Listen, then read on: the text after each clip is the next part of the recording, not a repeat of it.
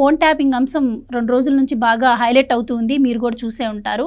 అది నార్మల్‌గా మనకి ఈ అంశం తెలిసినప్పుడు ఇది ఓన్లీ తెలంగాణలో జరిగిందేమోలే అని చెప్పి అందరూ భావించారు. కానీ ఇప్పుడు అది ఆంధ్రాతో కూడా లింక్ అయి ఉంది. అసలు నిజంగా సిగ్గుచేటనే చెప్పాలి. ఒక అన్న తన చెల్లెల ఫోన్‌ని ట్యాప్ చేయించారు అంటే అసలు ఇది మాట్లాడడానికే కొంచెం జుగుప్సాకరంగా ఉంది. కానీ తప్పదు కాబట్టి మీరెలా ఫీల్ అవుతున్నారు? మీ అభిప్రాయం ఏంటి దీని మీద? ఒక అన్న కాదు, ఇద్దరు అన్నలు, ఇద్దరు చెల్లెళ్ళ స్టోరీ ఇదంతా కూడా.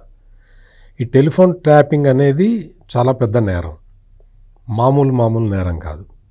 ఇది వేరే వ్యక్తిగత జీవితంలోకి, అంటే వేరే వాళ్ళ వ్యక్తిగత జీవితంలోకి ప్రవేశించటం లాంటి అతి పెద్ద నేరం. మీరు అంటే తెలంగాణలో టెలిఫోన్ ట్యాపింగ్ జరుగుతున్నది, ఆంధ్ర ఇప్పుడిప్పుడే బయటపడుతుంది అన్నారు. నేను ఎప్పుడో చెప్పాను, ఆంధ్రాలో కూడా కేసీఆర్ ఇక్కడ టెలిఫోన్ ట్యాప్ చేసి ఆంధ్రాతో కూడా షేర్ చేసుకున్నాడు, జగన్మోహన్ రెడ్డి తోటి ఆ సమాచారాన్ని షేర్ చేసుకున్నాడని నేను ముందు నుంచి చెప్తూనే ఉన్నాను. కేసీఆర్కు ఉన్న అడ్వాంటేజ్ ఏంటి అంటే మొత్తం ఆంధ్రప్రదేశ్కి సంబంధించిన నాయకులందరూ కూడా హైదరాబాద్లోనే ఉంటారు కాబట్టి కేసీఆర్కి ఈ ట్యాప్ చేయటం ఈజీ అవుతుంది. ఆ ట్యాప్ చేసిన సమాచారాన్ని జగన్మోహన్ రెడ్డితో పంచుకోవటం ఈజీ అవుతుంది. వాళ్ళిద్దరూ కూడా, అంటే జగన్మోహన్ రెడ్డి, కేసీఆర్ కూడా ఇద్దరూ చాలా సఖ్యతతోటి పనిచేసుకున్నారు. సఖ్యత అంటే మీరు పొరపాటు పడమాకండి, 2 రాష్ట్రాల మధ్య సఖ్యత అనుకోమాకండి, ఇద్దరు వ్యక్తుల మధ్య సఖ్యత. జగన్మోహన్ రెడ్డి ఆస్తులు హైదరాబాదులో ఎక్కువ ఉన్నాయి కాబట్టి వాటిని కేసీఆర్ ప్రొటెక్ట్ చేయాలి కాబట్టి జగన్మోహన్ రెడ్డి కేసీఆర్కి లెఫ్టినెంట్ కల్నల్గా పనిచేశాడు. అంతే తప్ప 2 తెలుగు రాష్ట్రాలు కలిసి చక్కగా పనిచేసినాయి అన్న అపోహలోకి మీరు పోమాకండి. ఇక్కడ జగన్మోహన్ రెడ్డి ఆస్తులు అన్నీ కూడా, అంటే అప్పట్లో సిబిఐ, ఎన్ఫోర్స్మెంట్ డైరెక్టరేటు సీజ్ చేసిన ఆస్తులు కూడా చాలా వరకు హైదరాబాద్లోనే ఉన్నాయి. వాటితో పాటు ఇంకా చాలా ఉన్నాయి. ఎంఆర్ కుంభకోణం దగ్గర నుంచి అన్నిట్లో కూడా ఆస్తులన్నీ జగన్మోహన్ రెడ్డివి హైదరాబాద్లోనే ఉన్నాయి.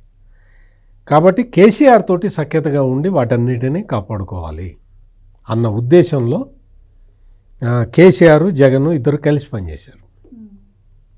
ఇక్కడ కేసీఆర్కి ఏంటి అంటే భౌగోళికంగా అతనికి ఒక అడ్వాంటేజ్ ఉంది కాబట్టి, అంటే నాయకులందరూ హైదరాబాదులో ఎక్కువ సమయం ఉంటారు కాబట్టి ఇక్కడ కేసీఆర్ పెద్ద మాస్టర్ ప్లాన్ వేసి ఒక్కొక్కళ్ళని ట్రాప్ చేసి పట్టుకున్నాడు. అంటే వాళ్ళు మాట్లాడేది వింటారు. అంటే కేసీఆరే విన్నాడా, కేటీఆర్ విన్నాడా, లేదు హరీష్ రావు విన్నాడా, లేదు కేసీఆర్ ఇంకొక రిలేటివ్ ఉంటాడు, కజిన్, కేటీఆర్కి కజిన్ సంతోష్ విన్నాడా, ఎవరు విన్నారనేది అది ఇంకా విచారణలో తేలుతుంది. మొత్తానికైతే మాత్రం ఈ సమాచారాన్ని ట్యాప్ చేసి ఇదంతా ఆర్గనైజ్ చేసిన వ్యక్తి హరీష్ రావు అని అంటున్నారు. హరీష్ రావు ఈ సెటప్ మొత్తాన్ని పెట్టి సమాచారాన్ని సేకరించి, అంటే ముందర ఫస్ట్ హరీష్ రావే విని ఉంటాడుగా, హరీష్ రావే విని ఎవరికి కావాల్సిన సమాచారాన్ని వాళ్ళకి డిస్ట్రిబ్యూట్ చేసి ఉంటాడు. అదైనా జరగచ్చు. లేదు, కేసీఆర్ ఎవరిని నమ్మడు కాబట్టి హరీష్ రావుని, కేటీఆర్ని కూడా నమ్మడు.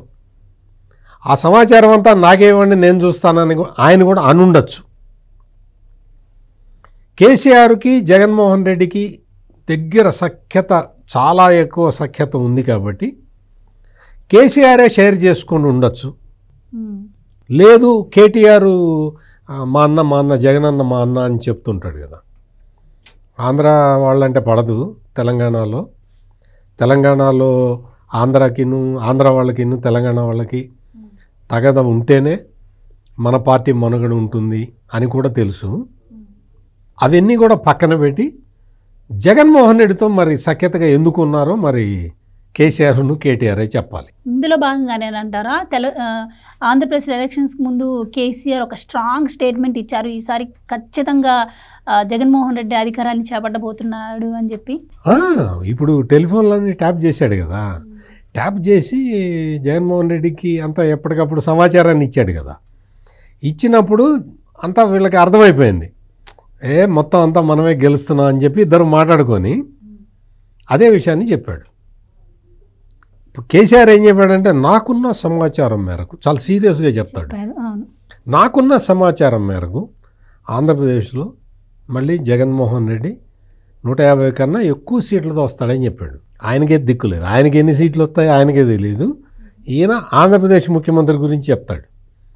అంటే ఇవన్నీ ఎందుకు అనుకోవాల్సి వస్తుంది అంటే, అహంకారం తలకెక్కి అహంభావంతో ప్రదర్శిస్తూ అహంభావాన్ని ప్రదర్శిస్తూ మాట్లాడే వీళ్ళందరూ కూడా అసలు బేసిక్ పాలిటిక్స్కి పనికిరారు.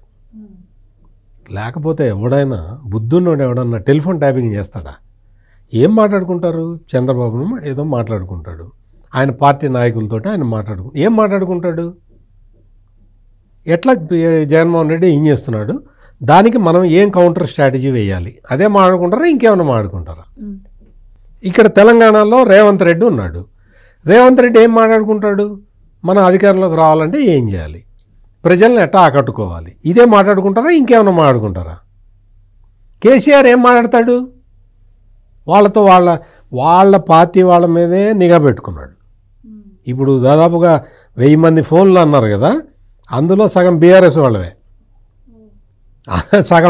సగం ఫోన్లు బీఆర్ఎస్ ఫోన్లే ఉన్నాయి. వాళ్ళ నాయకుల మీద కేసీఆర్కి నమ్మకం లేదు. ఇటువంటి పరిస్థితుల్లో ఇది చాలా సీరియస్ ఎఫ్ఐఆర్ ఇది.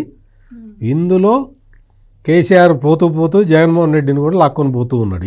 ఈ కుంభకోణంలో ఇద్దరు మునుగుతారు. Please subscribe to Leo news for more videos.